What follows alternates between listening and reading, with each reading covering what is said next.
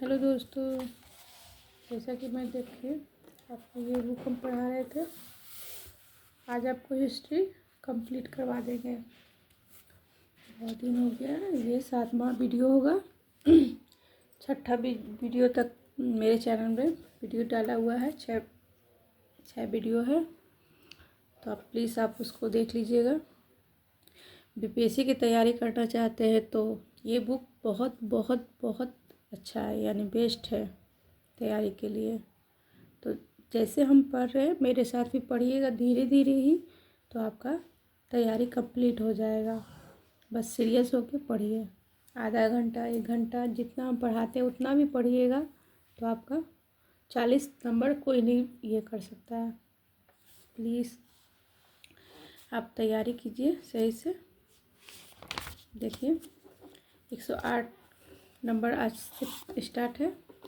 107 number हम पिछले video में कर चुके हैं, अब 108 नंबर है आपको जलियांवाला बाग हत्याकांड। ठीक है दोस्तों, पढ़ते हैं। जलियांवाला बाग के दौरान भारत का वायसराय कौन था? तो जलियांवाला बाग के दौरान भारत का वायसराय कौन था? तो आपका Lord Chelmsford. Lord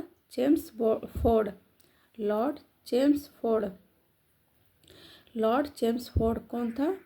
Jallianwala Bagh कांड के दौरान भारत का वायसराय कौन था? तो लॉर्ड चेम्सफोर्ड। ठीक है दोस्तों, इसका डिटेल पढ़ते हैं हम लोग।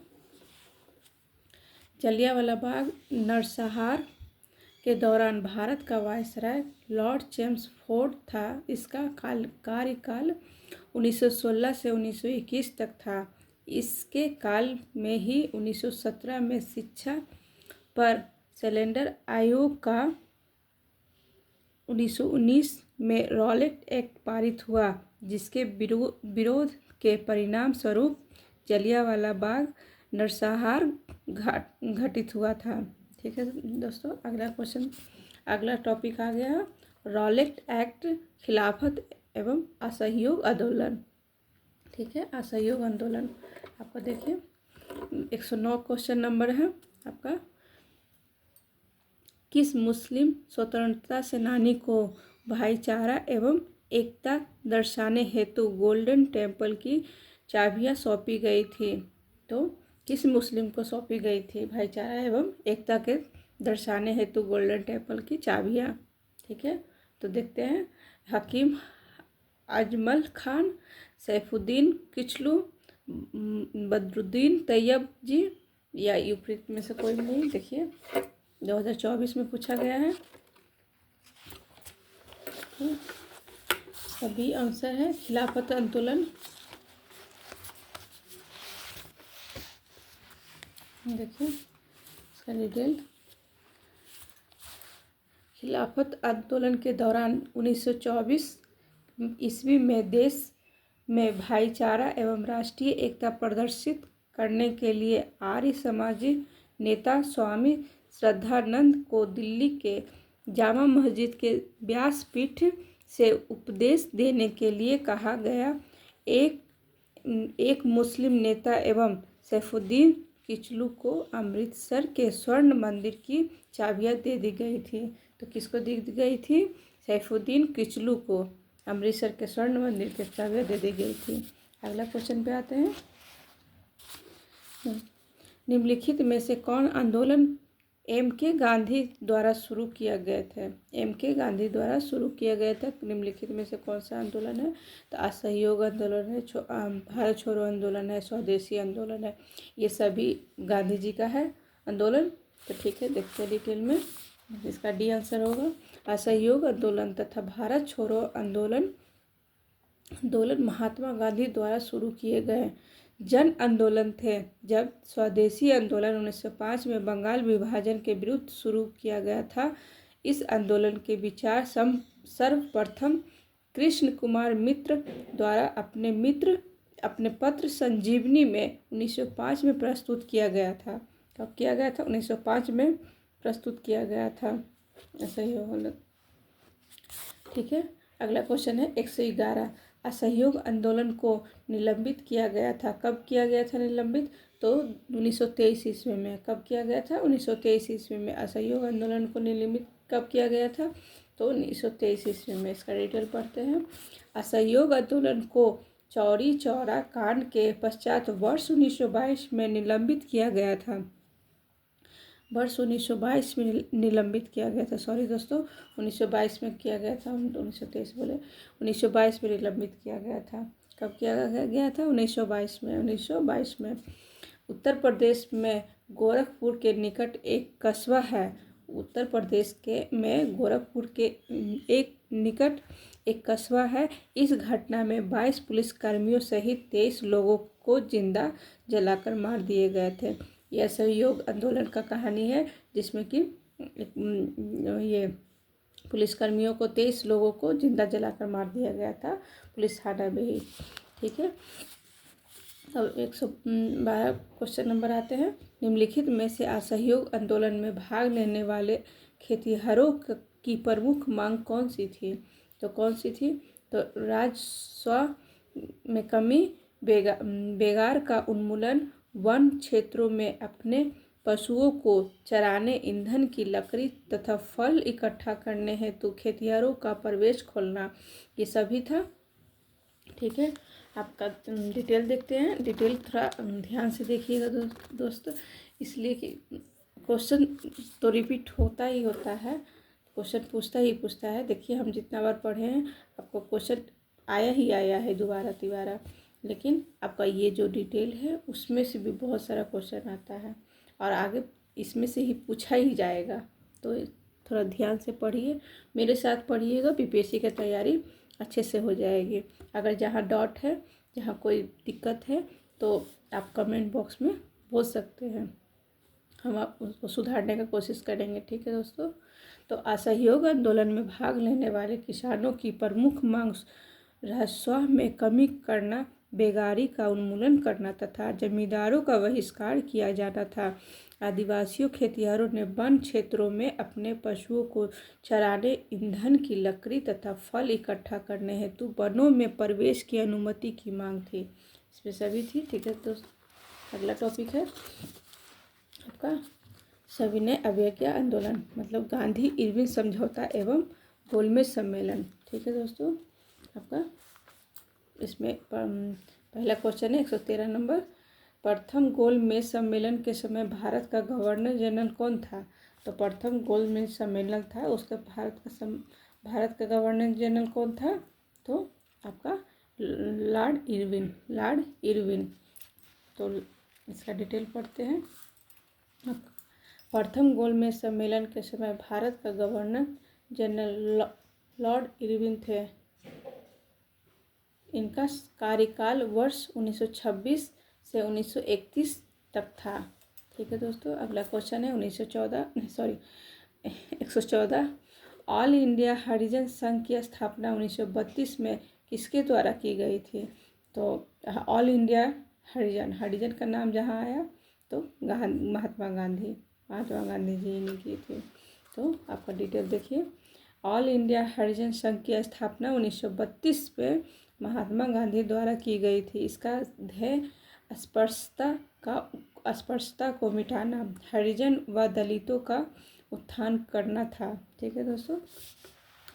115 नंबर क्वेश्चन है खुदाई खिदमतगार आंदोलन का नेतृत्व किसने किया था? खुदाई खिदमतगार आंदोलन का नेतृत्व किसने किया था, किसने दिया? ठीक है। तो आपका खान अब्दुल गफ्फार खान ने दिया था। कौन दिया था? खान अब्दुल गफ्फार खान ने दिया था। खुदाई खिदमतगार आंदोलन का नेतृत्व किसने किया? तो खान अब्दुल गफ्फार खान ने दिया था। ठीक है। डिटेल पढ़ते हैं इसका। तो आपका हो गया खुदाई खिदमतगार आंदोलन उत्तर पश्चिम सीमांत प्रांत में पश्तून स्वतंत्रता सेनानी अब्दुल गफ्फार खान के नेतृत्व में भारतीय उपमहाद्वीप पर ब्रिटिश कब्जे के खिलाफ एक अहिंसक आंदोलन था। यह आंदोलन गांधी जी की अहिंसात्मक आंदोलन से प्रेरित था। खुदाई खिदमतकार आंदोलन की शुरुआत वर्ष 1929 में की गई थी। ठीक है, अगला क्वेश्चन देखते हैं 116 नंबर। पूना समझौता हस्ताक्षर कब किए गए थे? तो कब किए गए थे आपको? तो 24 सितंबर 1932 को। 24 सितंबर 1932 को कब किए गए थे? 24 सितंबर 1932 को। एक देखिए 2023 में पूछा गया है, इसका डिटेल पढ़ते हैं। तो पूना समझौता सी राजगोपालाचारी, जयशंकर, तेज बहादुर, सप्रू, ध्यान घनश्याम दास बिरला इत्यादि नेताओं के प्रयासों से 24 सितंबर 1932 को महात्मा गांधी और दलित नेता BR अम्बेडकर के बीच में हुआ था, जिसे पूना समझौता के नाम से जाना जाता है। इस समझौता के तहत अम्बेडकर ने पृथक निर्वाचन मंडल को छोड़ दिया था और उन्हें विधानमंडल के अंदर हिंदुओं के अंतर्गत ही स्थानों का आरक्षण प्रदान किया था। पूना पैक्ट का उद्देश्य दलित वर्ग को राजनीतिक प्रतिनिधित्व प्रदान करता था। ठीक है दोस्तों, पूना पैक्ट कब हुआ था? तो 24 सितंबर 1932 को हुआ था। तो कौन कौन किया था? तो देख लीजिएगा ना सी राजगोपालाचारी, जयशंकर, तेज बहादुर, सप्रू, घनश्याम दास बिरला सब किए थे। तो ये सब देखिएगा, ध्यान दीजिएगा। पूना पैक्ट का उद्देश्य क्या था? पूना पैक्ट का उद्देश्य क्या था? तो दलित वर्ग का राजनीतिक प्रतिनिधित्व था। दलित वर्ग का राजनीतिक प्रतिनिधित्व था। पूना पैक्ट का उद्देश्य क्या था? पूना पैक्ट कब हुआ? तो 24 सितंबर 1932 को। कब हुआ था? 24 सितंबर 1932 को। और उसका उद्देश्य क्या था? तो दलित वर्ग की राजनीतिक प्रतिनिधित्व करना। ठीक है, अगला क्वेश्चन पे आते हैं 118 क्वेश्चन। साइमन कमीशन के गठन की घोषणा कब की गई थी? साइमन कमीशन की गठन की घोषणा कब की गई थी? तो 118 का देखिए आपको 8 दिसंबर 1927 को की गई थी। साइमन कमीशन की गठन की घोषणा, साइमन कमीशन की गठन की घोषणा कब की गई थी? 8 दिसंबर 1927 को। 8 दिसंबर 1927 को। हम इसलिए इतना बार बोलते हैं कि अगर मान लीजिए आप लोग कोई काम करते करते भी मेरा वीडियो देखिएगा तो हम मतलब आप सुन भी रहे हैं तो आप बार बार सुनिएगा एक ही चीज़ को, तो आपको याद हो जाएगा। एक बार वीडियो देखिए, 2 बार वीडियो देखिए, 3 बार वीडियो देखिए, श्योर है कि आपको ये चीज़ याद हो जाएगा। मैं इसलिए बार बार बोलती हूँ कि वीडियो में ही आपको याद हो जाए। ठीक है दोस्तों, 8 दिसंबर 1927 को ब्रिटिश संसद द्वारा भारत में संवैधानिक सुधारों की दिशा पर विचार करने हेतु जॉन साइमन की अध्यक्षता में 7 सदस्यीय आयोग के गठन की घोषणा की गई, जिसके सभी सदस्य अंग्रेज थे। साइमन कमीशन का भारत में भारी विरोध हुआ। ठीक है, साइमन कमीशन लेकर। एक अगला क्वेश्चन पे आते हैं 119। ठीक है, 5 मार्च 1931 को कौन सी महत्वपूर्ण घटना घटी थी? तो 5 मार्च को कौन सी घटना घटी थी? तो आपको ये गांधी इरविन समझौता। 5 मार्च 1931 को कौन सी घटना घटी थी? तो गांधी इरविन समझौता। 5 मार्च 1931 को गांधी इरविन समझौता। इसका डिटेल पढ़ लीजिए। ठीक है, ऐतिहासिक गांधी इरविन समझौता 5 मार्च 1931 ईस्वी को महात्मा गांधी और तत्कालीन वायसराय लॉर्ड इरविन के बीच संपन्न हुआ था। कुछ महत्वपूर्ण समझौते निम्नलिखित हैं, मतलब निम्न है। हिंसा के आरोपियों को छोड़कर सबको रिहा कर दिया गया। ठीक है, भारतीयों को नमक बनाने का अधिकार था। ठीक है, तीसरा पॉइंट है, कांग्रेस दूसरे गोलमेज सम्मेलन में भाग लेगी। चौथा है, कांग्रेस ब्रिटिश सामान का बहिष्कार नहीं करेगी। ठीक है, कांग्रेस ब्रिटिश सामान का बहिष्कार नहीं करेगी। सविनय अवज्ञा आंदोलन स्थगित किया जाएगा। सविनय अवज्ञा आंदोलन स्थगित किया जाएगा। कि अब कब का डेट है? 5 मार्च 1931 का महत्वपूर्ण घटना के बारे में है। ठीक है, अब अगला टॉपिक पे है भारत छोड़ो आंदोलन तथा स्वतंत्रता एवं विभाजन, स्वतंत्रता एवं विभाजन। तो 120 नंबर क्वेश्चन है, कौन सी घटना सबसे पहले हुई, कौन सी घटना सबसे पहले हुई। हम लोग इतना हिस्ट्री पढ़ लिए कि हम लोग को अब मालूम हो गया कि कौन सी घटना पहले हुई। तो अब कौन सी हुई, क्रिप्स मिशन का आगमन पहले हुआ। कौन सा, क्रिप्स मिशन आगमन 1942 में हुआ था। ठीक है, आगे डिटेल पढ़ते हैं, फिर उसके बाद ये सब का भी देख लीजिएगा। भारत में ऐतिहासिक घटनाओं का क्रम में मार्च 1942 में क्रिप्स मिशन भारत आया था। ठीक है, इस क्रिप्स मिशन की असफलता रही के प्रस्तावों को अस्वीकार कर 8 अगस्त 1942 को भारत छोड़ो आंदोलन हुआ। भारत छोड़ो आंदोलन हुआ। उसके बाद हुआ, देखिए ये पहला नंबर, ये दूसरा नंबर, ये भारत छोड़ो आंदोलन का प्रस्ताव पास किया गया।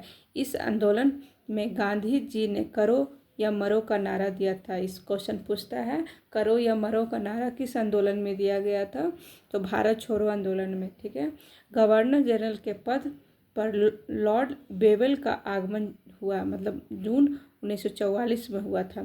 तो जिस समय भारत छोड़ो आंदोलन हो रहा था, तो उस समय भारत का गवर्नर जनरल कौन था, तो लॉर्ड बेवल 1944 को ये 1942 में हुआ था, ये भी 1942 में हुआ था। और जो पद का बात कर रहा है तो 1944 का हुआ था। तो 3 नंबर हुए, ये 1 नंबर 2 नंबर 3 नंबर। ठीक है, अब तो समझ गए। तो गवर्नर जनरल पद पे हुए 1944 तक, 44 से 47 तक भारत का वायसराय रहा। कब से कब तक रहा, 44 से 47 तक, ये चीज़ याद रखिएगा। फिर उसके बाद आ गया 121 क्वेश्चन नंबर। 121 क्वेश्चन नंबर आपका, मुंबई में कांग्रेस द्वारा भारत छोड़ो प्रस्ताव पास किया गया। कब किया गया, मुंबई में कांग्रेस द्वारा भारत छोड़ो प्रस्ताव पास किया गया। तो आपका 8 अगस्त 1942 को, 8 अगस्त 1942 को मुंबई में कांग्रेस द्वारा भारत छोड़ो प्रस्ताव पास किया गया। 8 अगस्त 1942 को। कब किया गया था, 8 अगस्त 1942 को। इसका डिटेल ऊपर में है। ठीक है, देख लीजिएगा, तो बहुत पढ़ाया है इसका, देख लीजिएगा, इसलिए नहीं दिया हुआ है। निम्नलिखित में से भारत छोड़ो आंदोलन 1942 का मुख्य कारण क्या था। जो अभी हम लोग पढ़े थे, इसमें भारत छोड़ो आंदोलन क्या था, कब आया था, 1942 में भारत छोड़ो आंदोलन। तो वही चीज़ें, भारत छोड़ो आंदोलन का मुख्य कारण क्या था, तो सवर्णीय अवज्ञा आंदोलन को, मतलब क्या था ये, सवर्णीय आंदोलन के प्रस्ताव को किया गया, स्वीकार किया, असफलता के कारण इस मिशन में असफलता का प्रस्ताव को अस्वीकार किया गया। सवर्णीय अवज्ञा आंदोलन को स्थगित करना। ठीक है दोस्तों, देखिए इसका उद्देश्य पढ़ लेते हैं। क्रिप्स मिशन की असफलता, तो इसका मुख्य उद्देश्य क्या था, तो क्रिप्स मिशन की असफलता, क्रिप्स मिशन की असफलता। और अगला क्वेश्चन पे आते हैं, 123 नंबर। 123 नंबर, किस तिथि को क्लीमेंट इटली ने घोषणा की कि जून 1948 तक ब्रिटिश भारत को छोड़ देगा। किस तिथि को क्लीमेंट इटली ने घोषणा की कि जून 1948 तक ब्रिटिश भारत को छोड़ देगा, मतलब देश आज़ाद हो जाएगा। तो किस तिथि को जो मतलब किया था, घोषणा की थी, तो आपका 20 फरवरी 1947। 20 फरवरी 1947 कब किया था, 20 फरवरी 1947 को। ठीक है, देखते हैं डिटेल इसका। 20 फरवरी 1947 को क्लीमेंट इटली ने घोषणा की कि जून 1948 तक ब्रिटिश सरकार भारत छोड़ देगा। ब्रिटिश सरकार भारत छोड़ देगा। आज़ाद दस्ता की स्थापना किसने की, आज़ाद दस्ता की स्थापना किसने की, तो आपका ये जयप्रकाश नारायण, जयप्रकाश नारायण, जयप्रकाश नारायण। आज़ाद दस्ता की स्थापना किसने की? जयप्रकाश नारायण जी ने की थी। ठीक है, इसका डिटेल पढ़ते हैं। आज़ाद दस्ता का एक क्रांतिकारी संगठन था। आज़ाद दस्ता का एक क्रांतिकारी संगठन था जिसकी स्थापना 1942 में भारत छोड़ो आंदोलन के दौरान जयप्रकाश नारायण ने की थी। कौन किया था? जयप्रकाश नारायण ने। कब किया था? 1942 में। कब किया था? 1942 में। कब किया था? 1942 में। सूरज नारायण सिंह के नेतृत्व में बिहार के मधुबनी जिले में संगठन की एक अलग स्वतंत्र परिषद की स्थापना की गई थी। कब की गई थी?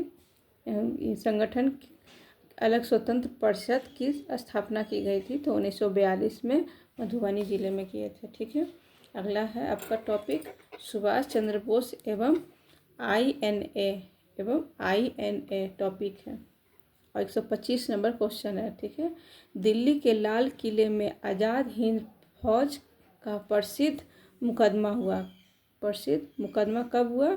तो आपका 1945 में। 1945 में दिल्ली के लाल किले में आज़ाद हिंद फौज का प्रसिद्ध मुकदमा हुआ। कब हुआ? 1945 में। 1945 में। इसका डिटेल में पढ़ते हैं। देखिए, सब सारा क्वेश्चन पूछा हुआ है आपका 2024 में, 20/7/2024 में 1 to 5 में पूछा गया है, 3.0 में। ठीक है, इसका डिटेल पढ़ते हैं। दिल्ली के लाल किले के आज़ाद हिंद फौज के प्रसिद्ध मुकदमा वर्ष 1945 में चलाया गया मुकदमा मुख्य रूप से गुरुबख्श सिंह, प्रेम कुमार सहगल तथा शहनवाज खान का चलाया गया। आज़ाद हिंद फौज की तरह से मुकदमे की पैरवी भूलाभाई देसाई, जवाहरलाल नेहरू, तेज बहादुर सप्रू, कैलाश नाथ कटुजू इत्यादि ने की। ठीक है दोस्तों, अगला क्वेश्चन है आपका 126 नंबर। 21 अक्टूबर 1943 ईस्वी को किस स्थान पर AC बोस ने स्वतंत्र भारत की अंतिम सरकार का गठन किया था? 1943 को किस स्थान पर किया था? तो आपका सिंगापुर में किए थे। ठीक है, ये क्वेश्चन पूछा गया है, 6 to 8 में है, देख लीजिएगा। इसका डिटेल है। अब 21 अक्टूबर 1943 को सुभाष चंद्र बोस ने आज़ाद हिंद फौज के सर्वोच्च सेनापति की हैसियत से सिंगापुर में स्वतंत्र भारत की अस्थायी सरकार की स्थापना की। यहीं से दिल्ली चलो और तुम मुझे खून दो, मैं तुम्हें आज़ादी दूं का नारा दिया था। तो कौन दिया था? ये भी पूछेगा कि ये नारा किसका है? तो सुभाष चंद्र बोस का। दिल्ली चलो, तुम मुझे खून दो, मैं तुम्हें आज़ादी दूंगा, ये किसका नारा है? तो सुभाष चंद्र बोस का। ये सब आता है क्वेश्चन, सब ध्यान दीजिएगा। ठीक है, अगर मेरी वीडियो देख रहे हैं तो कोई अगर एग्ज़ाम देने वाले हैं BPSC का, तो प्लीज़ उसे शेयर कर दीजिएगा। अच्छा लगेगा लाइक कर दीजिएगा, सब्सक्राइब कर दीजिएगा, ताकि आगे भी वीडियो बनाएं तो हम आपके पास पहुंच जा सके। ठीक है दोस्तों, अगला क्वेश्चन है 127 नंबर। किस वर्ष भारतीय राष्ट्रीय कांग्रेस का अध्यक्ष थे? किस वर्ष भारतीय राष्ट्रीय कांग्रेस के अध्यक्ष थे? कौन थे? सुभाष चंद्र बोस। सुभाष चंद्र बोस किस वर्ष भारतीय राष्ट्रीय कांग्रेस के अध्यक्ष थे? किस वर्ष थे सुभाष चंद्र बोस? तो आपका उपयुक्त में से कोई नहीं है कि नहीं, सभी होगा। हाँ, सभी है। सुभाष चंद्र बोस किस वर्ष राष्ट्रीय कांग्रेस के अध्यक्ष थे? तो 38, 39, 37 सभी है। आंसर है डी। ठीक है, सुभाष चंद्र बोस ने कांग्रेस के 2 अधिवेशनों की अध्यक्षता की। पहली बार 1938 की हरिपुरा 92वां अधिवेशन तथा दूसरा बार 1939 के त्रिपुरी अधिवेशन की अध्यक्षता हेतु गांधी जी द्वारा समर्पित पटावी सीतारामैया को हराकर की, परंतु गांधी जी से मतभेदों के चलते इस्तीफा दे दिया। तो कौन कौन ईस्वी में हुआ था? 38 और 39 को अध्यक्ष बने थे सुभाष चंद्र बोस। ठीक है, सभी नहीं होगा, 38 और 39, एक से अधिक। 128 नंबर क्वेश्चन देखते हैं। 128 नंबर क्वेश्चन, भारतीय राष्ट्रीय सेना के संस्थापक कौन थे? भारतीय राष्ट्रीय सेना के संस्थापक कौन थे? तो आपका मोहन सिंह। भारतीय राष्ट्रीय सेना के संस्थापक कौन थे? तो मोहन सिंह। आपका डिटेल देखिए। भारतीय राष्ट्रीय सेना की स्थापना या संस्थापक मूल रूप से कैप्टन मोहन सिंह ने सितंबर 1942 में जापान में बंदी बनाए गए भारतीय युद्ध बंदियों के साथ सिंगापुर में की गई थी। कब की गई थी? तो सिंगापुर में की गई। कब की गई थी? 1942 में। और कहाँ किया था? सिंगापुर में। कौन किया था? तो मोहन सिंह ने सितंबर 1942 में। ये सब पॉइंट याद रखिएगा। उसके बाद आ गया अगला टॉपिक है भारत के गवर्नर जनरल या वाइसराय, कुछ भी बोलिए, सब है। ठीक है। ब्रिटिश शासन के दौरान दिल्ली राजधानी की नींव किसने रखी थी? ब्रिटिश शासन के दौरान दिल्ली राजधानी की नींव किसने रखी? तो किसने रखी थी? आपका किंग जॉर्ज पंचम ने ब्रिटिश शासन के दौरान दिल्ली राजधानी की नींव किसने रखी? तो किंग जॉर्ज पंचम ने। किसने रखी? किंग जॉर्ज पंचम ने ब्रिटिश शासन के दौरान दिल्ली राजधानी की नींव किसने रखी? किंग जॉर्ज पंचम ने। उनका डिटेल पढ़ते हैं। तो ब्रिटिश भारत की राजधानी नई दिल्ली की आधारशिला तत्कालीन सम्राट जॉर्ज पंचम द्वारा 1911 ईस्वी में दिल्ली दरबार तृतीय के आयोजन के द्वारा रखी। राजधानी की वास्तुकला और आयोजन दो British architect sir Herbert baker व एडविन लुटियन द्वारा बनाई गई थी। इससे पूर्व देश की राजधानी कोलकाता थी। इससे पूर्व राजधानी कहाँ थी? तो कोलकाता थी। और दिल्ली की राजधानी की नींव किसने रखी? तो किंग जॉर्ज पंचम ने। ठीक है। अगला क्वेश्चन देखिए, क्या है?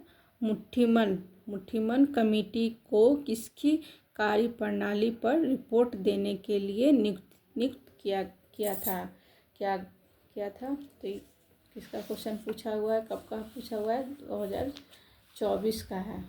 2024 का पूछा गया है क्वेश्चन आपका। किसका? 3.0 में। ठीक है। आप इसका आंसर देखिए। आपका द्वैत प्रणाली किस प्रणाली का है? द्वैत प्रणाली। तो आपका डिटेल पढ़ के देखिएगा, समझिएगा। मुट्ठीमन कमेटी का गठन वर्ष 1924 में सर अलेक्जेंडर मुट्ठीमैन की अध्यक्षता में किया गया था। कब किया गया था? 1924 में। कब किया गया था? 1924 में अलेक्जेंडर मुट्ठीमैन की अध्यक्षता में। तो इसका गठन भारत की स्वतंत्रता के मुद्दे पर चर्चा करने के लिए किया गया था।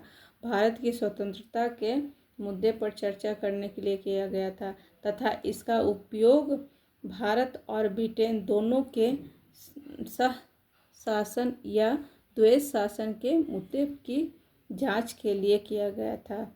ये हमको बहुत इम्पोर्टेंट लग रहा है कि एक बार नहीं, कितना बार फिर भी लेकिन पूछ सकता है ये क्वेश्चन। मुट्ठी कमेटी का गठन कब हुआ? 1924 में कौन किया था? अलेक्जेंडर मुटिमैन की अध्यक्षता में। कौन? अगला क्वेश्चन है 131 नंबर।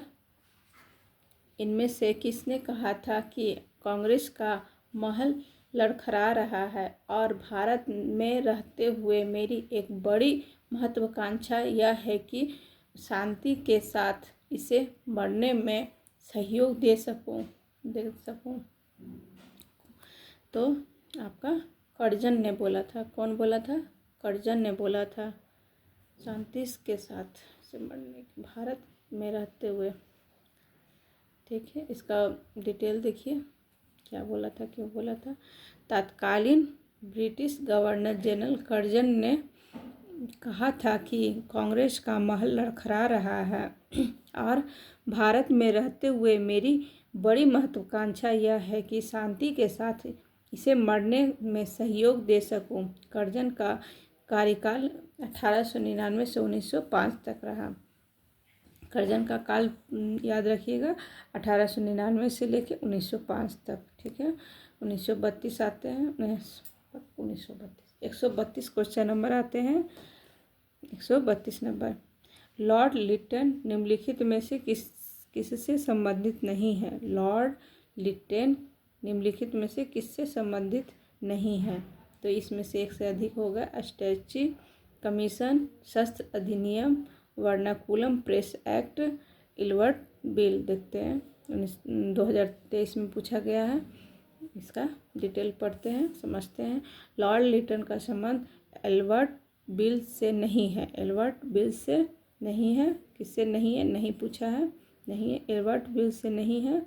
और बिल 1883 में प्रस्तावित एवं विवादास्पद विधेयक था जिससे वरिष्ठ भारतीय न्यायाधीशों को यूरोपीय अपराधियों की सुनवाई करने की अनुमति देने की मांग की गई थी। इसका उद्देश्य इसका संबंधित नहीं था, लेकिन कब हुआ था? 1883 ईस्वी में। ठीक है, पहले केवल यूरोपीय न्यायाधीश ही यूरोपीय अपराधियों की सुनवाई कर सकते थे। बिल को तत्कालीन वायसराय लॉर्ड रिपन ने पेश किया था। लॉर्ड लिटन के समय वर्ष 1878 में सर रिचर्ड एस्टैची की अध्यक्षता में अकाल आयोग का गठन किया गया था। 1878 ईस्वी में ही शस्त्र अधिनियम तथा वर्नाकुलम प्रेस एक्ट पारित हुआ था। ठीक है दोस्तों, इसको एक बार पढ़ लीजिएगा। ठीक है, 133 ईस्वी, 133 क्वेश्चन है। इनको क्या हो गया है? 133 क्वेश्चन नंबर, भारत सरकार अधिनियम 1935 को किसने गुलामी का चार्टर बताया? भारत सरकार अधिनियम 1935 को किसने गुलामी का चार्टर बताया? किसने बताया? देखते हैं।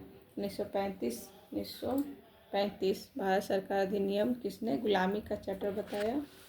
तो आपका इसमें से कोई नहीं है, ऑप्शन में से जो भी ऑप्शन है कोई नहीं है। महात्मा गांधी नहीं है, नेता सुभाष चंद्र बोस नहीं है, मौलाना हजरत मोहनी नहीं है। तो देखते हैं कौन है। भारत शासन अधिनियम 1935 को दस्ता गुलामी का चार्टर जवाहरलाल नेहरू ने किया। जवाहरलाल नेहरू ने कहा था। कौन बोले थे? जवाहरलाल नेहरू ने कहा था।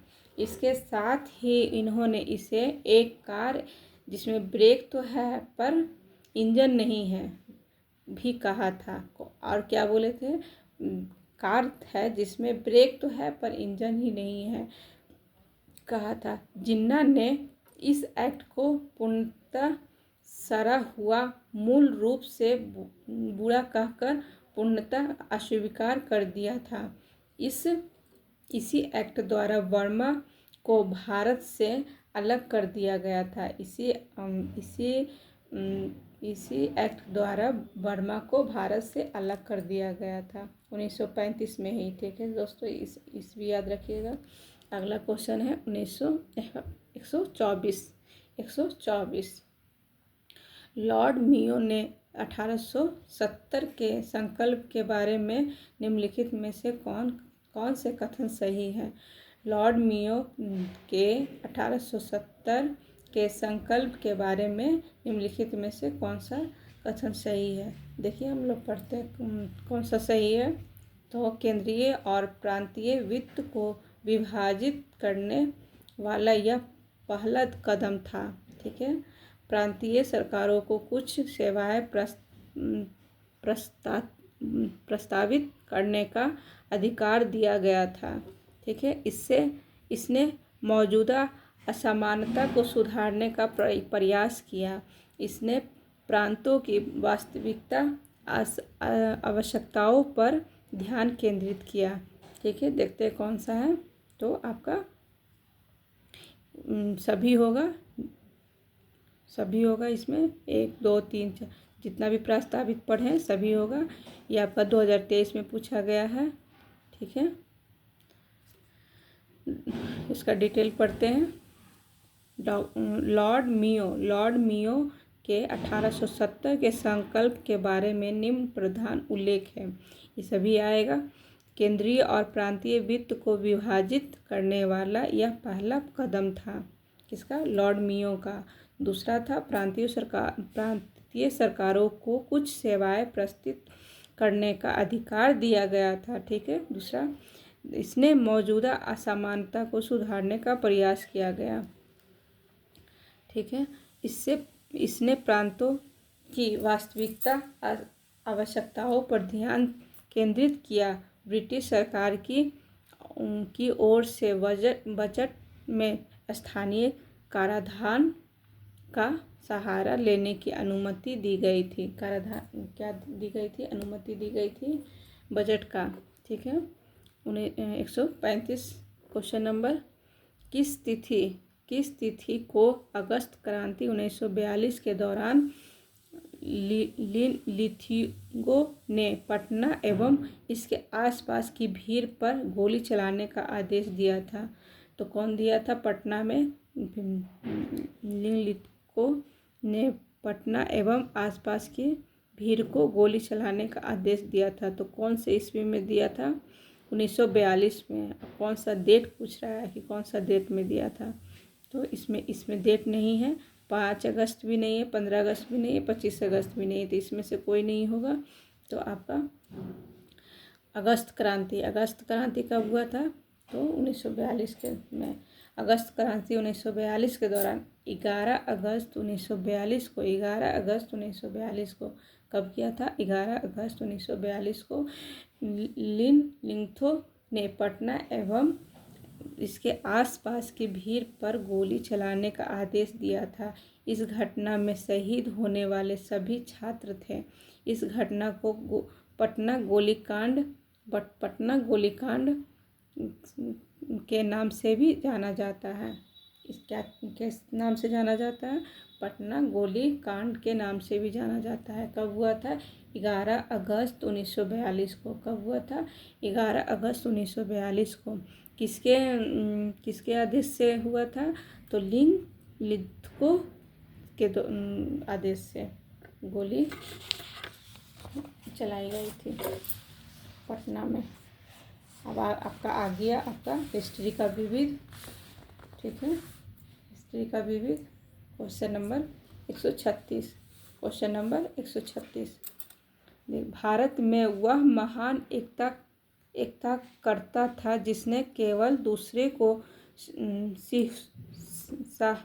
हिंसू ही नहीं बनाया, अपितु उनको अपने मित्रों और साथियों में आपसी जिम्मेदारियों के साथ भी स्वीकार करवाया था। यह किसने कहा था? तो आपका इसमें से कोई नहीं है। बाल गंगाधर तिलक नहीं है, सुभाष चंद्र बोस नहीं है, राजेंद्र प्रसाद नहीं है। तो इसमें से कोई नहीं है। ऑप्शन नंबर ई है। देखिए किसने कहा था? जवाहरलाल नेहरू ने महात्मा गांधी जी को श्रद्धांजलि देते वक्त कहा था, भारत में वह महान एकता करता था जिसने केवल दूसरे को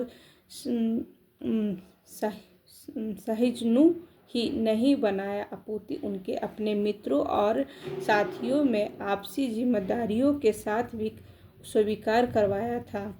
जबकि बाल गंगाधर तिलक एवं सुभाष चंद्र बोस की मृत्यु गांधी जी से पहले ही हो चुकी थी।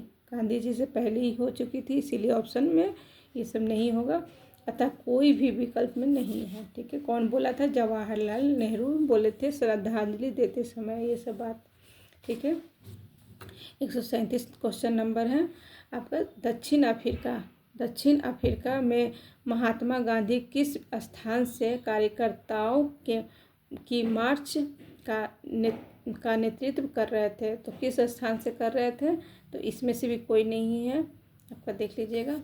इसीलिए हम आगे बढ़ते डिटेल से। मैं 1913 में दक्षिण अफ्रीका की एक कोर्ट ने ईसाई रीति रिवाज से नहीं हुई शादियों को अवैध करार दिया। महात्मा गांधी ने 6 नवंबर 1913 को इस दमनकारी कानून के खिलाफ द ग्रेट मार्च का नेतृत्व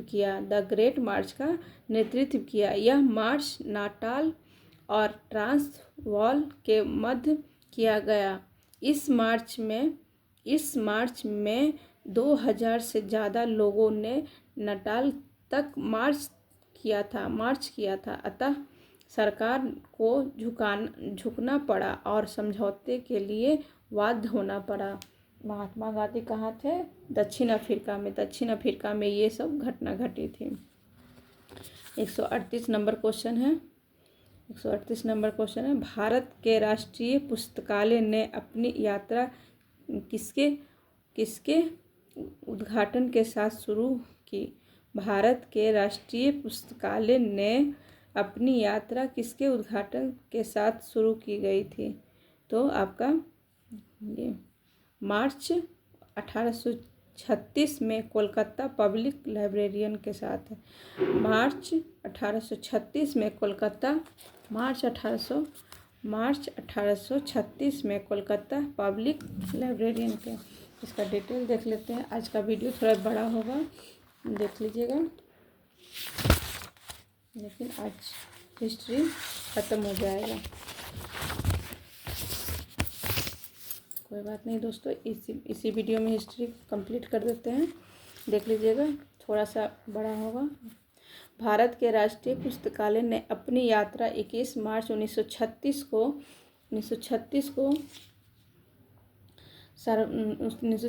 को कोलकाता सार्वजनिक पुस्तकालय की स्थापना के साथ आरंभ की। कोलकाता सार्वजनिक पुस्तकालय को बाद में इंपीरियल लाइब्रेरी के साथ मिला दिया गया। इसको 1903 में जनता के लिए खोल दिया गया था।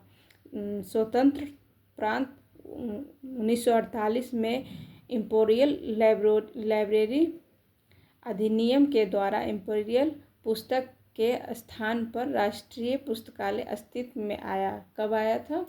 तो 1948 में। ठीक है, अब अगला क्वेश्चन है 139।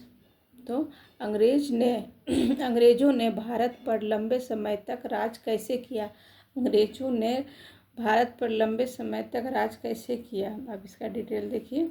बांटो और राज करो की नीति के कारण। कब कैसे किया था? अंग्रेज का तो कोई बस नहीं चलता था, तो जाहिर सी बात है कि वो लड़ाई झगड़ा का ही नीति अपनाएगा। तो बांटो और राज करो की नीति के कारण। डिटेल देखते हैं।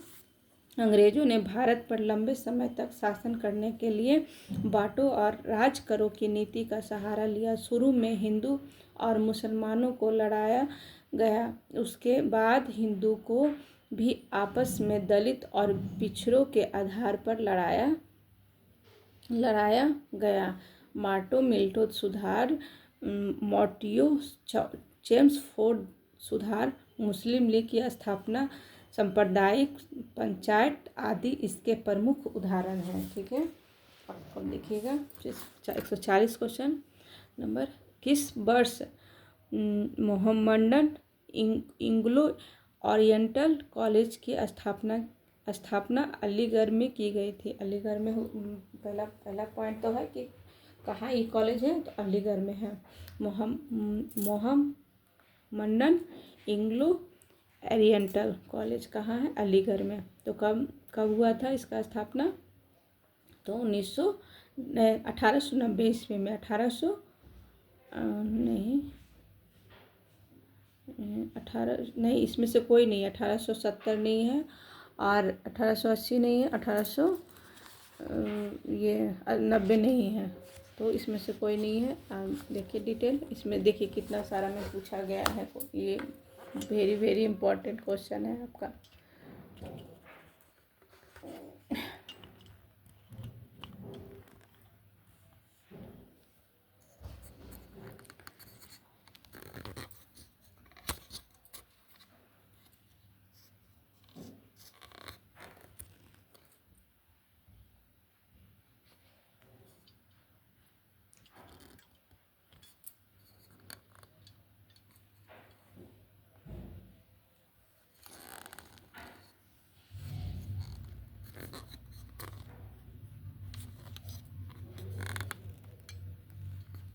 देखिए दोस्तों, थोड़ा सा डिस्टर्ब हो रहा था। देखिए बीपीएससी 3.0 में 1 to 5 2024 में पूछा गया। ठीक, 2.0 में 2023 में पूछा गया, पेपर शिफ्ट 2 और पेपर 3 में। ठीक है, अगला क्वेश्चन देखते हैं। इसका डिटेल देख लीजिए, कब क्या हुआ। 1877 में हुआ था। 1877 ऑप्शन में नहीं था, इसीलिए आपका ऑप्शन ई होगा। 1877 ईस्वी में सर सैयद अहमद ने अलीगढ़ में मोहन मंडन इग्लो ओरिएंटल कॉलेज की स्थापना की। उनका उद्देश्य ब्रिटिश शिक्षा प्रणाली के अनुरूप एक कॉलेज का निर्माण किया गया था। लेकिन इसके इस्लामी मूल्यों से समझौता किए बिना इस्लामी मूल्यों के समझौता के बिना। ठीक है, आपका अगला क्वेश्चन है, महात्मा गांधी का राजनीतिक गुरु कौन थे? तो आपको पता ही होगा कि कौन थे इनके गुरु। इसमें से कोई नहीं है। दादा भाई नौरोजी नहीं है, MG रानाडे नहीं है, सुरेंद्र नाथ बनर्जी नहीं है। तो इनका कौन है? CR को देखिए डिटेल में देख लेते हैं। देखिए ऑप्शन नंबर ई है, कोई नहीं है इनमें से। महात्मा गांधी जी के राजनीतिक गुरु गोपाल कृष्ण गोखले थे। गोखले का आदर्श वाक्य सार्वजनिक जीवन का आध्यात्मिक बनाया था। ठीक है, अगले क्वेश्चन पे आते हैं। 142 पे, मशहूर नारा इंकलाब जिंदाबाद किसने दिया था? तो आपका कौन दिया था? हसरत मोहिनी ने। ये हमेशा पूछता है, इंकलाब जिंदाबाद किसने दिया था? तो हसरत मोहिनी ने। ठीक है, देखिए कब का पूछा गया, 2023 का है। इसका डिटेल देखिए, मशहूर नारा इंकलाब जिंदाबाद हसरत मोहिनी ने दिया था। मौलाना हसरत मोहिनी ने वर्ष 1921 में इस नारे की शुरुआत की गई थी। कब की गई थी? 1921 में। कब की गई थी? 1921 में हसरत मोहिनी ने इंकलाब जिंदाबाद का नारा दिया था। वह एक प्रसिद्ध स्वतंत्रता सेनानी और उर्दू कवि थे। इंकलाब जिंदाबाद हिंदू रिपब्लिक सोशलिस्ट एसोसिएशन का आधिकारिक नारा था। वर्ष 1929 में केंद्रीय असेंबली में बम फेंकते समय भगत सिंह और B.K. दत्त द्वारा इंकलाब जिंदाबाद का नारा लगाया गया था। तो जिसमें असेंबली में बम जो फेंके थे, तो उस समय भगत सिंह थे और B.K. दत्त थे, जो उन लोगों ने भी ये नारा दोहराया था, मतलब बोले थे ये चीज़। अगला क्वेश्चन देखिए, 143 का। इनमें से कौन अहरार आंदोलन से संबंधित हैं? इनमें से कौन अहरार आंदोलन से संबंधित हैं? तो आपका हसन इमाम अहरार आंदोलन से संबंधित है, तो हसन इमाम। ठीक है, इसका डिटेल देखिए। आपका अहरार आंदोलन की स्थापना 1910 में की गई थी। 1910 में की गई थी। इनका नेतृत्व मौलाना मोहम्मद अली हकीम, अजमल खान, हसन इमाम और मजहर उल हक ने किया था। कौन कौन किया था? देखिए, नेतृत्व मौलाना मोहम्मद अली हकीम, अजमल खान, मौलाना मोहम्मद अली और हकीम अजमल खान, हसरत इमाम और मजहर उक ने किया था। अहरार आंदोलन के नेता लखनऊ समझौता 1916 के खिलाफ थे। ठीक है, अगला क्वेश्चन है 1953 में राज्य पुनर्गठन आयोग का गठन किसकी अध्यक्षता में हुआ? किसकी अध्यक्षता में हुआ? तो आपका सर फजल अली। आज इतना ही तक क्वेश्चन छोड़ते हैं, इसका डिटेल पढ़ के। राज्य पुनर्गठन आयोग की स्थापना फजल अली की अध्यक्षता में दिसंबर 1953 में की गई थी। के.एम. पनिकर और एच.एन. कुंजरू राज्य पुनर्गठन आयोग के सदस्य थे। आज इतना ही तक छोड़ते हैं, अगले वीडियो में हम पूरा करवा देंगे और अगले टॉपिक में आएंगे। ठीक है दोस्तों, बाय।